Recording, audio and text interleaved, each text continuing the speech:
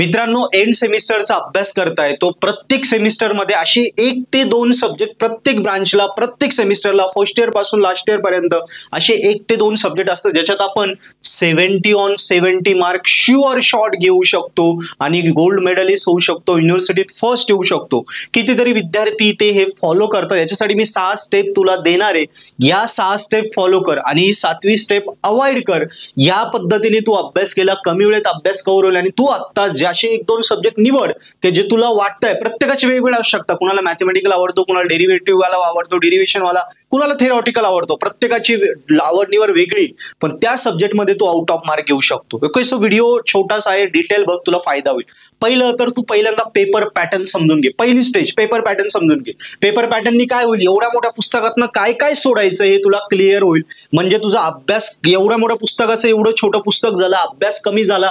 कमी अभ्यास झाल्यामुळे कमी वेळेत कमी कंप्लीट होईल, कारण आता वेळ कमी आणि जास्त रिव्हिजन होऊ शकते. पहिलं क्लिअर झालं, पेपर पॅटर्न समजून घे. दुसरा, पेपर पॅटर्न समजल्यानंतर त्या टॉपिकचा प्रॉपरली अभ्यास कर. ते न्यूमरिकल असतील, थेरॉटिकल असेल, डेरिव्हेशन असेल, प्रॉपरली अभ्यास कर. अभ्यास केल्यानंतर तुला तो डिटेलमध्ये समजून घ्यायचा आहे.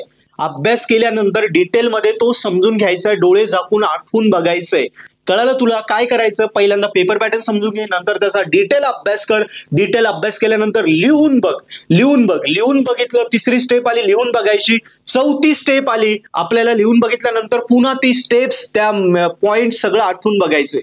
कुठपर्यंत आलो? पहिल्यांदा पेपर पॅटर्न तुला कळाला, काय काय मला करायचंय, काय काय सोडायचं हे कळालं. नंतर सेकंड आला, तुला त्याचा अभ्यास डिटेलमध्ये करायचा आहे. नंतर तिसऱ्यात आलं, अभ्यास केल्यानंतर तुला तो लिहून बघायचा आहे. ओके, लिहून बघितल्याने ते परफेक्ट होतं, कारण एकदा लिहिणं म्हणजे 2 ते 3 वेळा वाचणे. लिहिल्यानंतर तुला काय करायचं, डोळे झाकून आठवून बघायचंय. डोळे झाकून आठवून बघणे हे कसं आहे? डोळे झाकून, डोळे बंद करून. थेरी असेल, न्यूमरिकल असेल, काय असेल ते. इथपर्यंत क्लिअर झालं. आता पुढची स्टेप आली. 5वी स्टेप झाल्यानंतर तुला या टॉपिकवरची प्रश्नपत्रिकेतून सोडवायचंय. हेच टॉपिकवरचे प्रश्नपत्रिकेतून तुला सोडवायचे आहेत. म्हणजे जो टॉपिक केला त्या टॉपिकचे प्रश्नपत्रिकेत जे प्रश्न आले ते तुला लगेच सोडवायचे. या झाल्या 5 स्टेप टॉप करण्यासाठी. पहिल्यांदा पेपर पॅटर्न समजून घे, नंतर डिटेल अभ्यास कर. अभ्यास केल्यानंतर लिहून काढ.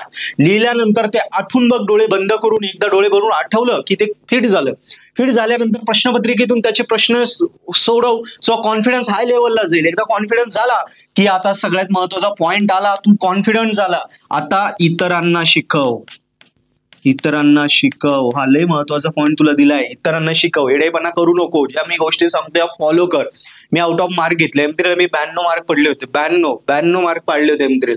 सो M3ला मी पाडू शकतो. बाकी विषयांमध्ये पण मी टॉप केलं होतं. ओके, सो ह्या गोष्टी मी फॉलो केल्या. कितीतरी पोरांना फॉलो करायला लावतो, तू सुद्धा फॉलो कर. या वेनी जा, बघ तुझा रिझल्ट किती टॉप येईल. या 6 गोष्टी कळायला तुला करायच्या आहे. आणि कुठली गोष्ट नाही करायची, ही 7वी गोष्ट ही तुला अवॉइड करायची, ही पण करायची. ही काय? उत्तर लिहिताना प्रश्न क्रमांक बरोबर लिहिणं. म्हणजे काय?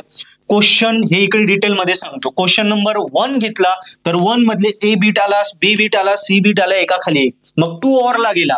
नंतर तू समजा 5 घेतला, चालेल. 5 मध्ये पण A B C आले. हे इंटरनली खालीवर होऊ शकता.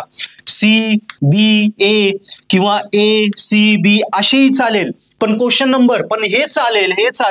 पण काय चालणार नाही तर हे क्वेश्चन नंबर 1 A लिहिला, B लिहिला, C आठवत नाही. नंतर क्वेश्चन नंबर 5 आला, त्याचा B आला, C आला, मग आठवला. आता क्वेश्चन नंबर 1चा C बाकी होता, तो इकडे लिहिला. हा चेक होणार नाही.